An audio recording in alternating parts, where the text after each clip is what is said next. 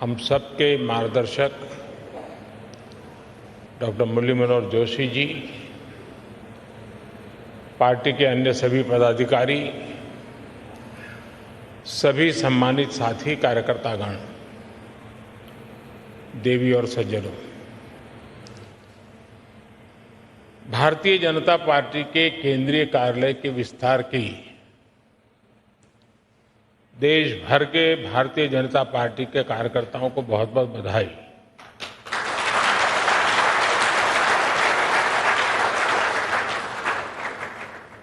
दो 2018 में जब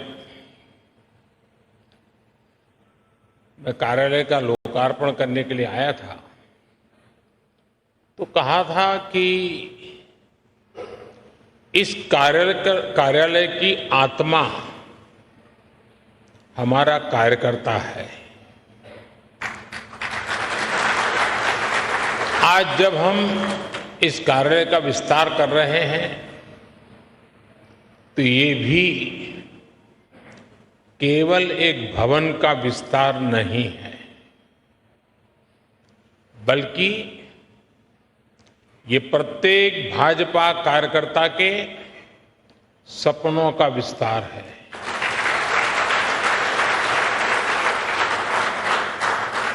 भाजपा के सेवा के संकल्प का विस्तार है। मैं पार्टी के उन कोटि कोटि कार्यकर्ताओं के चरणों में प्रणाम करता हूं।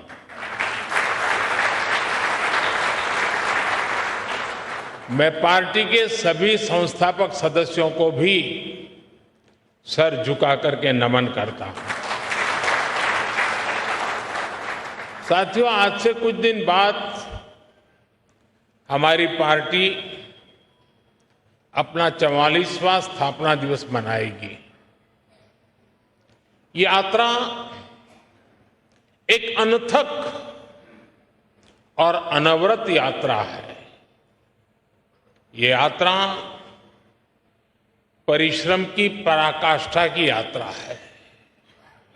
ये यात्रा समर्पण और संकल्पों की शिखर की यात्रा है।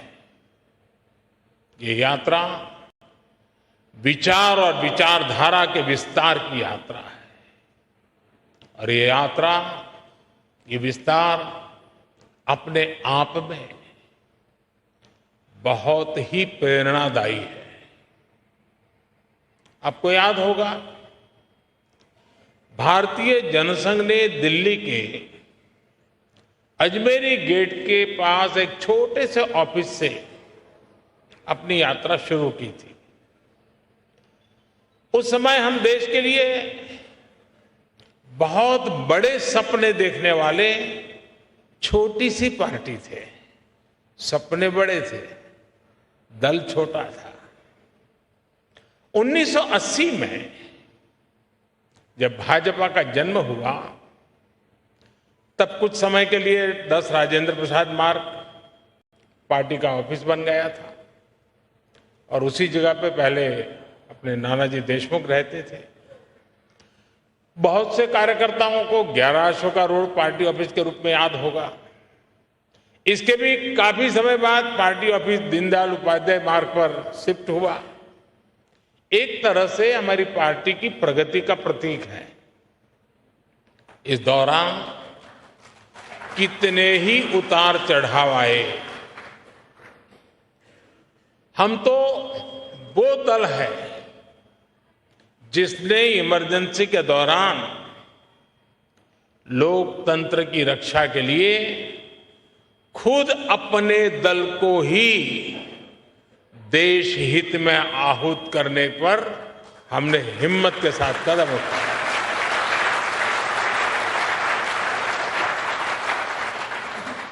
फिर सन 84 में जो हुआ, देश कभी भी उस काले पृष्ठ को भूल नहीं सकती है। और उसके बाद जो चुनाव हुआ, कांग्रेस को ऐतिहासिक बहुमत मिला था। भावनाओं से भरा हुआ वो माहौल एक इमोशनली चार्ज एटमॉस्फियर, और उस आंधी में हम भी लगभग पूरी तरह से खत्म हो गए थे,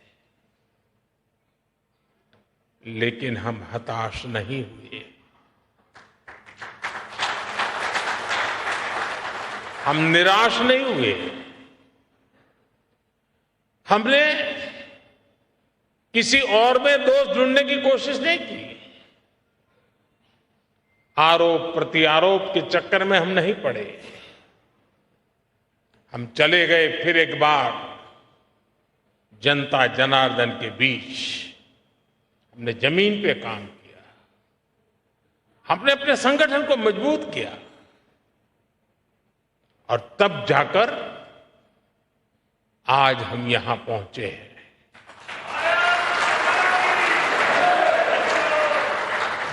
लोकसभा सीटों के साथ शुरू हुआ सफर 2019 में 303 सीटों तक पहुंच गया।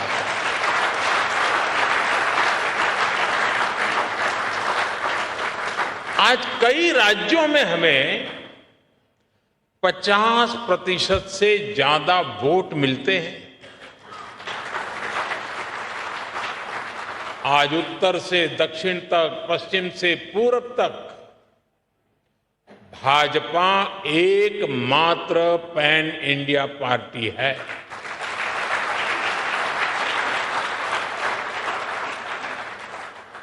परिवार के कब्जे वाली पार्टियां, फैमिली रन पार्टियों के बीच भाजपा ऐसा राजनीतिक दल है जो युवाओं को आगे आने के लिए बहुत अवसर देता है, खुला मैदान देता है।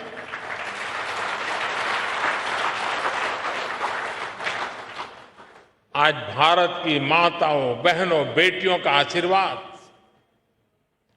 जिस पार्टी के साथ है, उस पार्टी का नाम है भारतीय जनता पार्टी।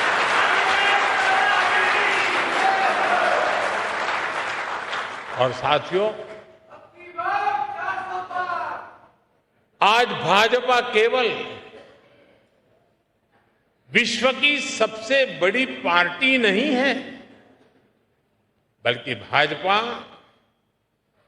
भारत के सबसे फ्यूचरिस्टिक पार्टी है।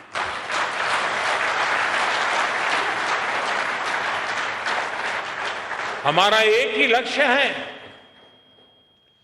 भविष्य के आधुनिक और विकसित भारत का निर्माण करना। और इसलिए हमें खुद अपने लिए भी भविष्य के लक्ष्य निर्धारित करने ही होंगे। इसके लिए हमारे पास आधुनिक सोच भी होनी चाहिए, आधुनिक संसाधन भी होने चाहिए। हमें भाजपा को एक ऐसी संस्था के रूप में विकसित करना है जिसके पास अगले 10 साल, 20 साल, 50 साल के लक्ष्य निर्धारित है। इसके लिए 3 बातें हर कर्तव्यनिष्ठ कार्यकर्ता, हर भाजपा सदस्य के स्वभाव में होना समय की मांग है, देश की जरूरत है। वो 3 बातें क्या है? एक है अध्ययन, दूसरा है आधुनिकता, और तीसरा है विश्व भर से अच्छी बातों को आत्मसात करने की शक्ति।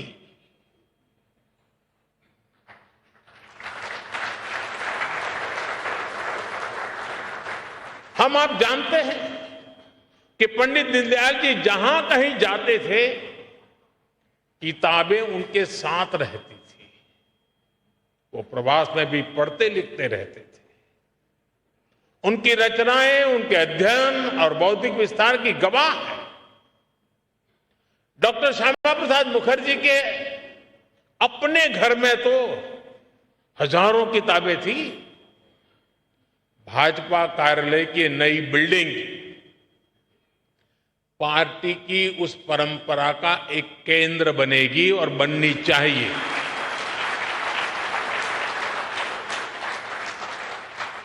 यहां अध्ययन की व्यवस्था भी है, आधुनिकता भी है और विश्व भर का अनुभव प्राप्त करने की आकांक्षा भी है।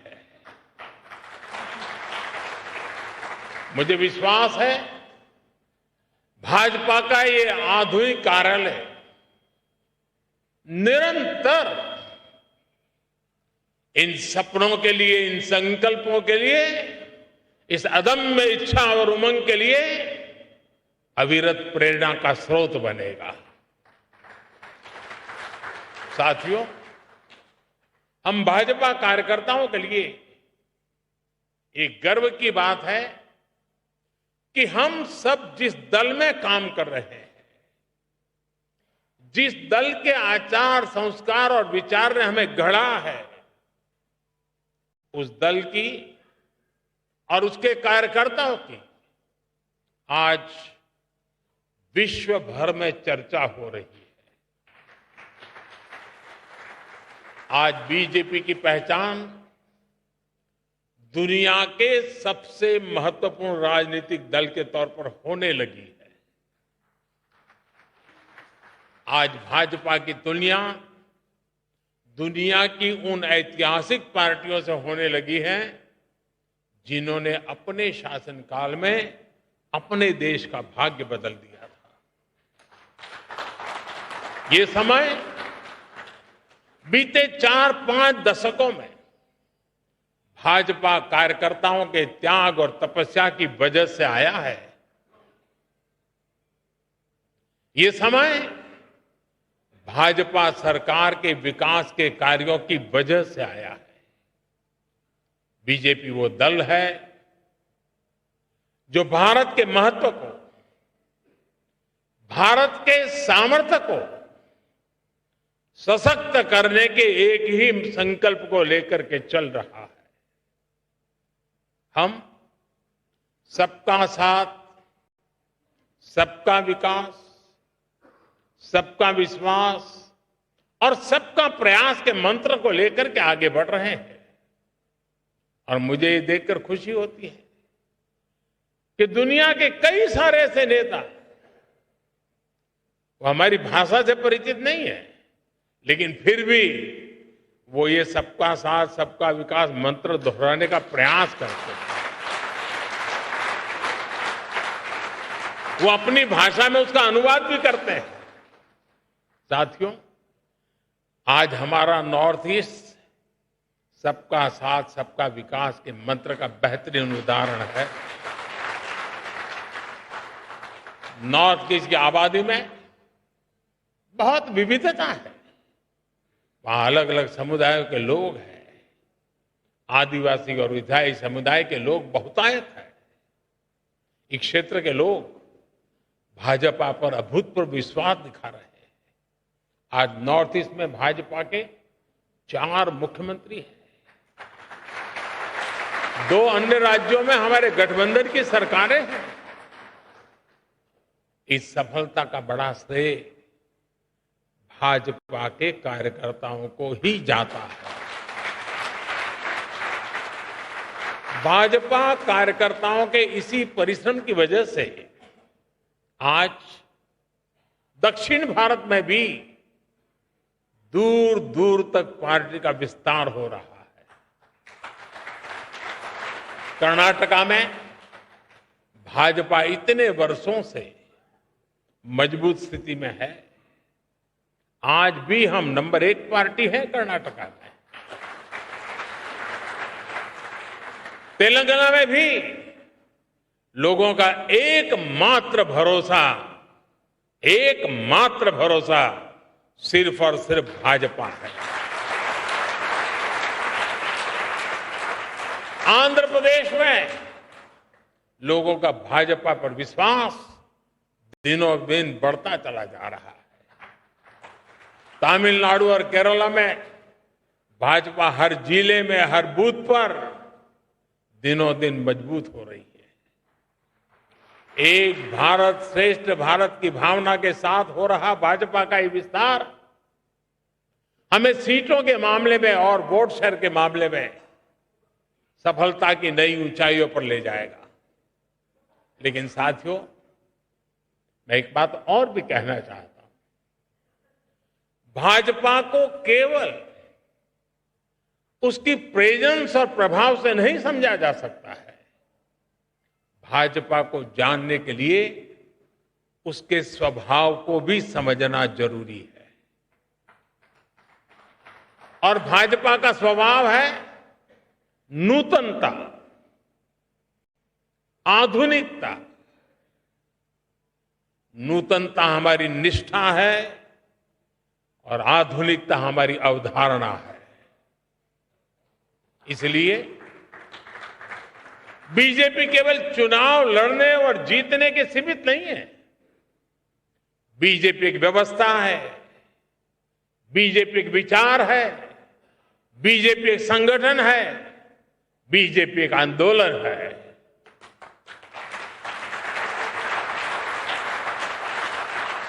बीजेपी विकास की भी प्रेरणा शक्ति है और बीजेपी बदलाव की भी प्राण शक्ति है।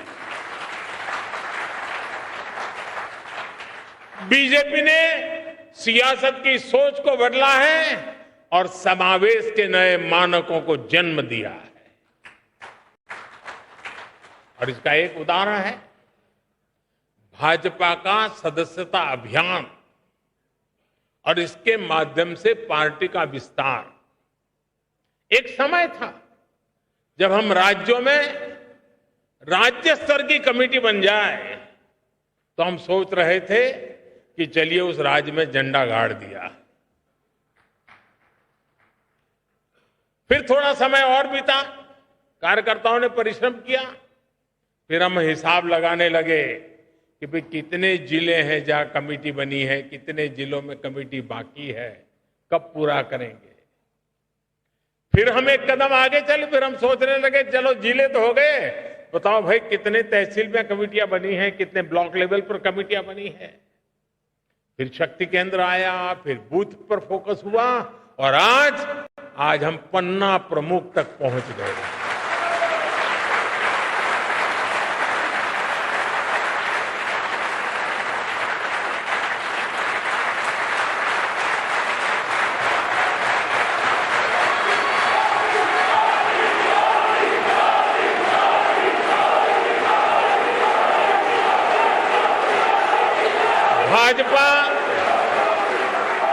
भाजपा पहली पार्टी है जिसने पार्टी की व्यवस्था में संवैधानिक रूप से महिलाओं के लिए पद की व्यवस्था की है। संविधान के तहत भाजपा पहली ऐसी पार्टी है जो अपने कार्यकर्ताओं को नए अवसर देने के लिए निरंतर तत्पर रहती है। हमने पार्टी की समितियों में, कमेटियों में हर बार 25% नए लोगों को लाने की व्यवस्था शुरू की है। हम कार्यकर्ताओं की इसी ताकत से सत्ता के शिखर तक पहुंचे हैं।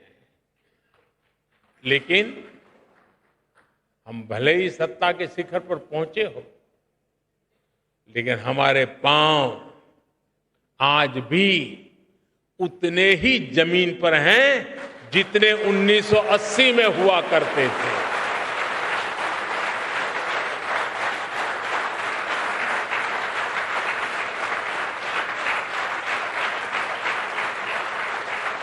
भाजपा में ऐसे कार्यकर्ताओं की बहुत बड़ी फौज है जो कष्ट उठाकर, परेशानी झेलकर, कर्तव्य भावना से लगातार देश सेवा में जुटे रहते हैं। हम जहां भी काम करते हैं सामूहिकता की भावना से काम करते हैं, टीम वर्क के साथ काम करते हैं।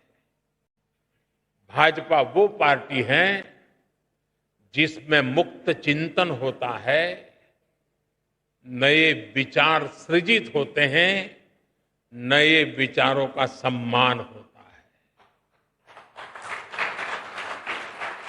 चिंतन और अध्ययन करने वाले एक बहुत बड़ा वर्ग हमारे भाजपा परिवार का विशाल विस्तार है, हिस्सा है, वट वृक्ष की भांति है। भाजपा वो पार्टी है जिसमें समाज के अलग अलग वर्गों को प्रतिनिधित्व देने के लिए प्रभावी और क्रियाशील मोर्चे और कमेटियां हैं। भाजपा में हर मोर्चा अपनी सामाजिक भूमिका में सक्रिय भी होता है, प्रभावशाली भी होता है। साथियों, भाजपा की एक और विशेषता है कि हमारी पार्टी समाज के साथ जुड़कर के काम करती है। भाजपा में समाज की सेवा के माध्यम से कार्यकर्ताओं को गढ़ा जाता है।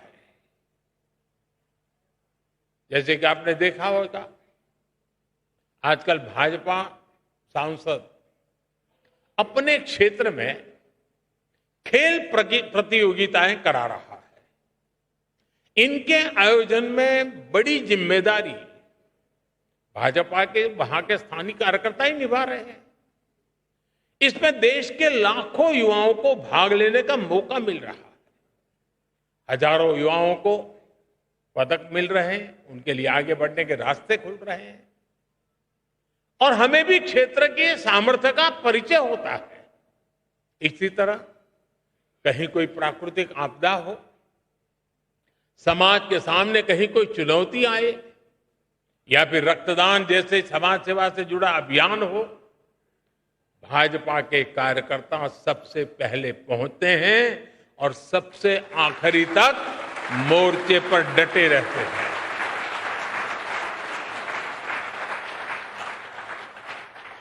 अभी अध्यक्ष जी बता रहे थे, कोरोना के दौरान हमारी पार्टी के लोगों ने कैसे घर घर जाकर मुफ्त राशन और इलाज पहुंचाने में मदद की। और तब तो पता नहीं था कि जाएंगे तो क्या लेके आएंगे। अगर बीमारी घर में लाए तो जिंदगी खतरे में पड़ जाती थी। फिर भी ये भाजपा का कार्यकर्ता है।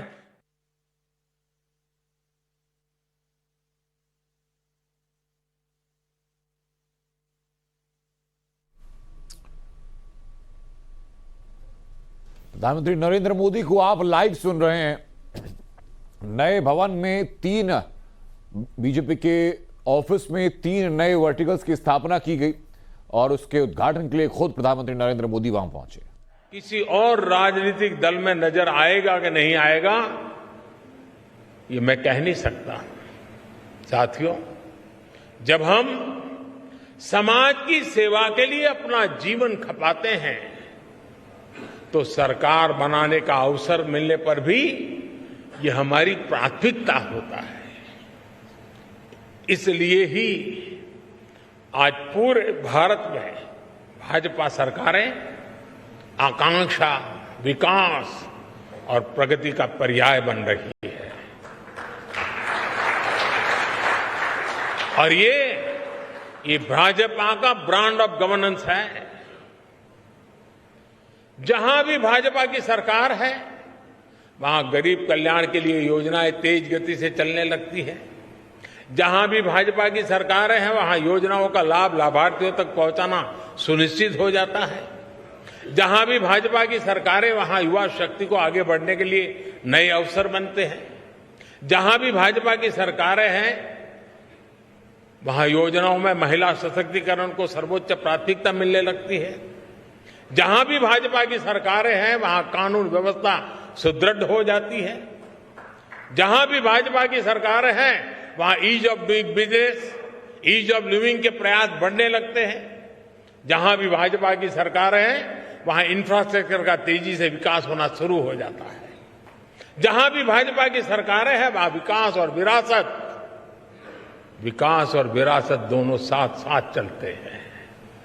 साथियों, मैं समझता हूं अब समय आ गया है कि हमारी यूनिवर्सिटीज, एकेडमिशियंस और एक्सपर्ट्स भारत के पिछले 75 साल के अलग अलग गवर्नेंस मॉडल्स की कंपैरेटिव स्टडी करें, एनालिसिस करें, देश और दुनिया के सामने रखें।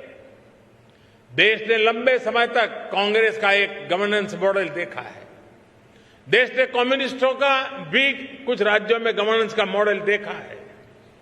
देश ने परिवारवादी, फैमिली रन पार्टियों के काम करने का तरीका भी देखा है। अलग अलग गठबंधनों की सरकारों का गवर्नेंस मॉडल भी देश ने देखा है।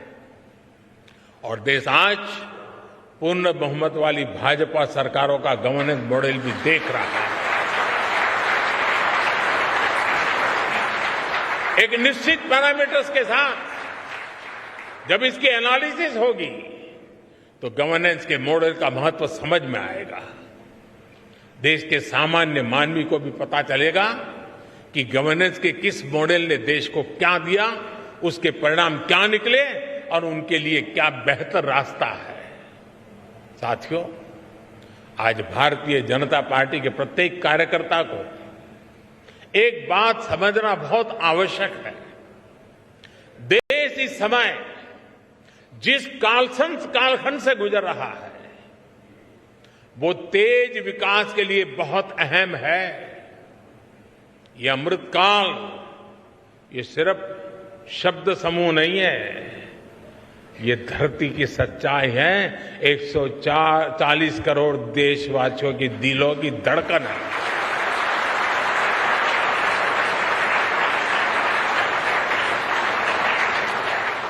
आज हम सबसे युवा देश है, आत्मविश्वास से भरे हुए देश है। पूरे विश्व में दुनिया के बड़े बड़े मंचों पर आज अगर किसी का डंका बज रहा है तो नाम है हिंदुस्तान, वो नाम है भारत। ऐसे में देश के भीतर बैठी और देश के बाहर बैठी भारत विरोधी शक्तियों का एकजुट होना स्वाभाविक है। ये शक्तियां किसी भी तरह भारत से विकास का एक कालखंड छीन लेना चाहती है।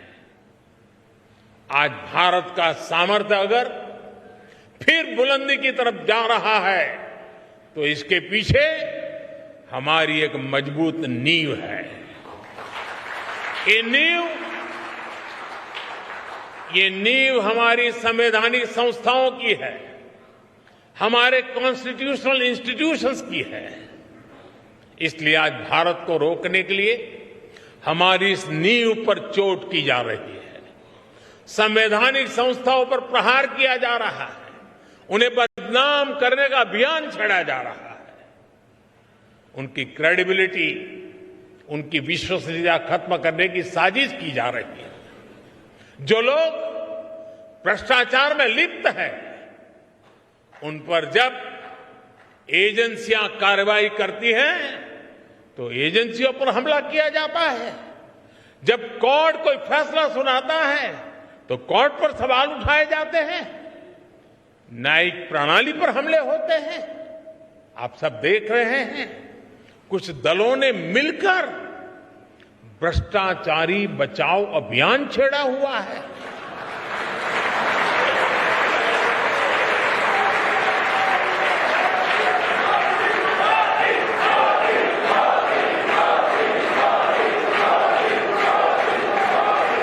आज भ्रष्टाचार में लिप्त जितने भी चेहरे हैं वो सब एक साथ एक मंच पर आ रहे हैं। पूरा देश ये देख रहा है, देश समझ रहा है।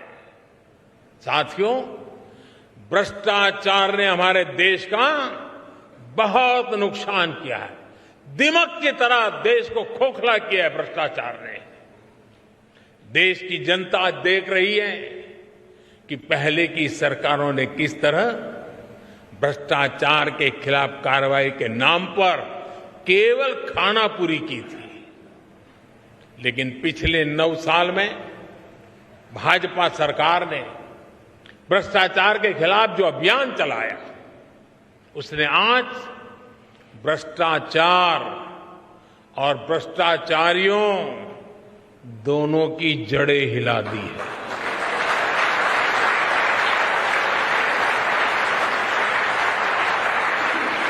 ये इस बात का प्रमाण है कि जब भाजपा आती है तो भ्रष्टाचार भागता है।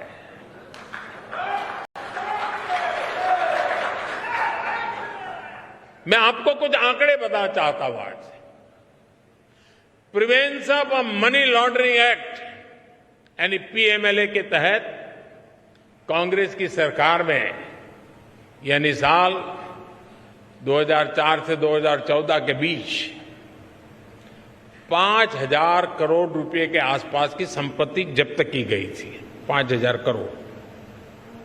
इसी एक्ट के तहत पिछले 9 वर्षों में भाजपा सरकार ने 1,10,000 करोड़ रुपए से ज्यादा की संपत्ति जब्त की है।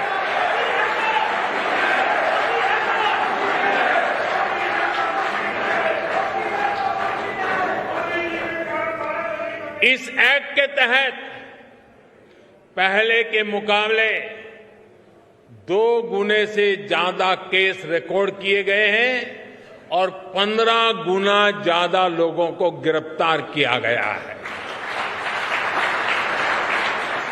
हमारे यहां कुछ लोगों ने कांग्रेस शासन के दौरान बैंकों को जमकर के लूटा। बैंकों का करीब 22,000 करोड़ रुपए का नुकसान करके ये लोग विदेश भाग गए।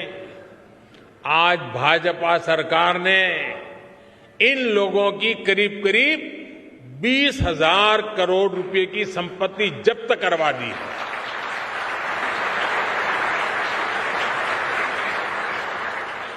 प्रिवेंशन ऑफ करप्शन एक्ट के तहत पिछले 9 वर्षों में सीबीआई ने लगभग 5,000 केस दर्ज किए हैं।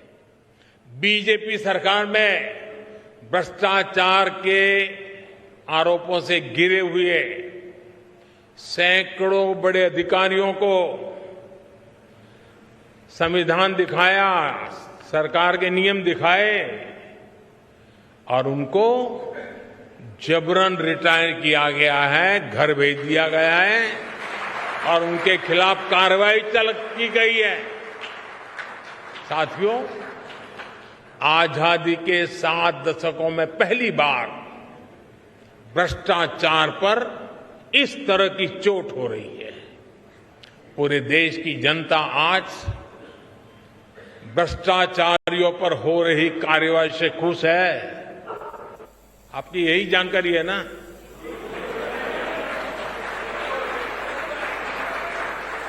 मैं जहां जाता हूं लोग यही कहते हैं, मोदी जी रुकना मत।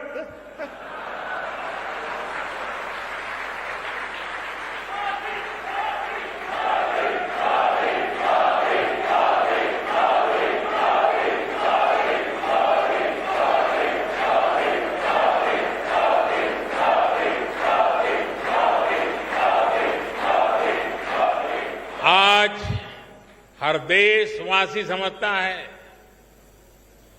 भ्रष्टाचार रुकेगा तभी देश आगे बढ़ेगा।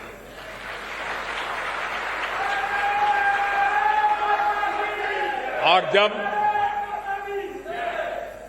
जब हम इतना सारा करेंगे तो कुछ लोग तो नाराज होंगे ही होंगे।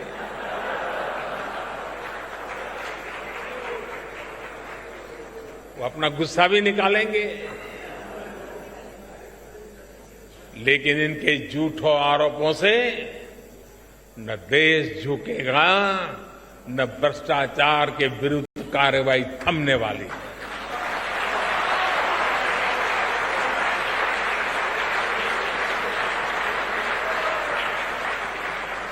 साथियों, आपको याद होगा कांग्रेस के नेता कभी कहा करते थे, जनसंघ के जमाने में बड़े बड़े नेता कहते थे, जनसंघ को जड़ से उखाड़कर फेंक देंगे। ये उनके बड़े बड़े नेता बोलते थे जी। और आज की कांग्रेस कहती है कि मोदी तेरी कब्र खुदेगी। जनसंघ को मिटाने की, भाजपा को मिटाने की अनेक बार साजिशें हुई। और ये तो वो लोग हैं जिन्होंने मुझे भी जेल में डालने के लिए क्या क्या जाल नहीं बिछाई, लेकिन वो पूरी तरह नाकाम रहे।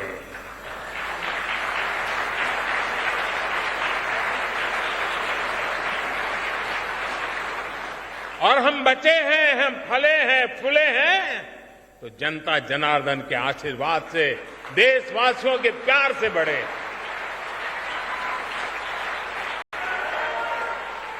देशवासियों का अपार प्रेम, यही तो हमारी पूंजी है, यही हमें समर्थन देता है, यही हमें शक्ति देता है। देशवासियों के आशीर्वाद से हम आगे बढ़े हैं, बढ़ रहे हैं और बढ़ते ही रहेंगे।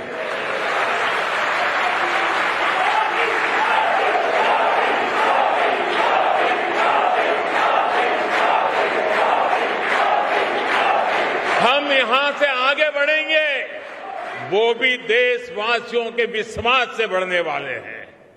साथियों, भाजपा ये वो पार्टी नहीं है जो अखबारों से, टीवी स्क्रीन की चमक से पैदा हुई हो।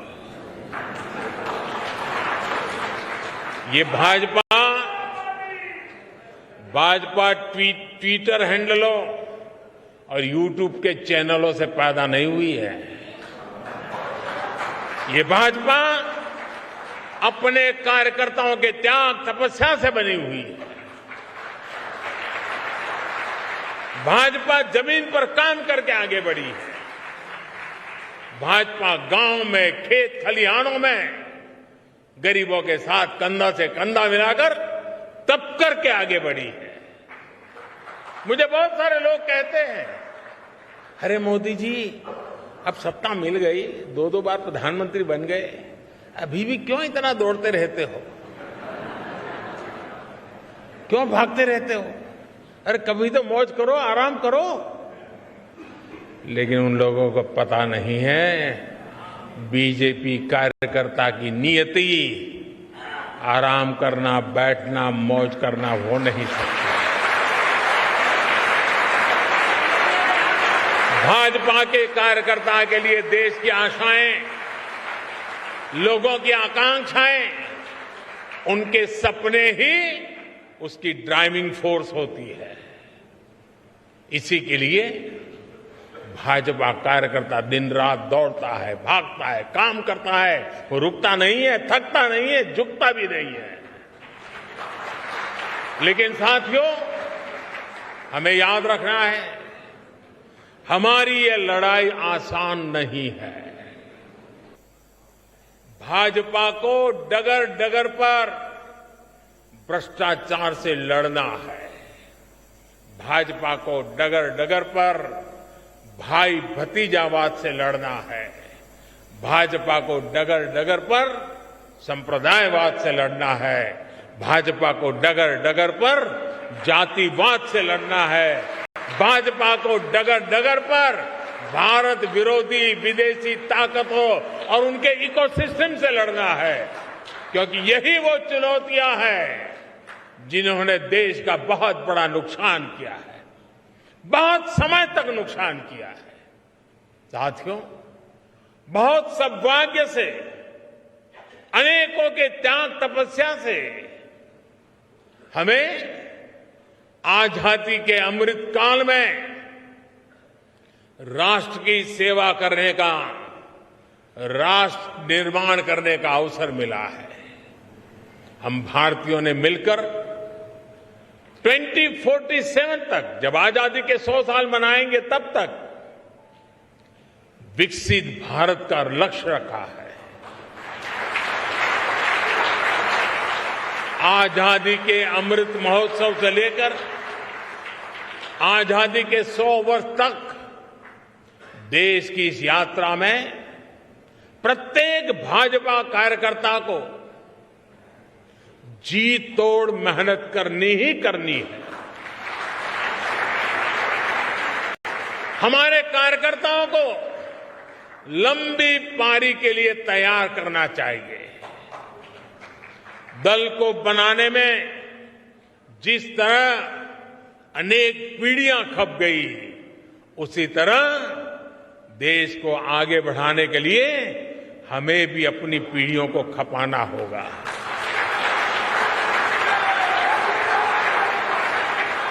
साथियों, मैं आपको फरवरी 2018 में इसी कार्यालय में कही हुई अपनी एक बात को आज याद दिलाना चाहता हूं।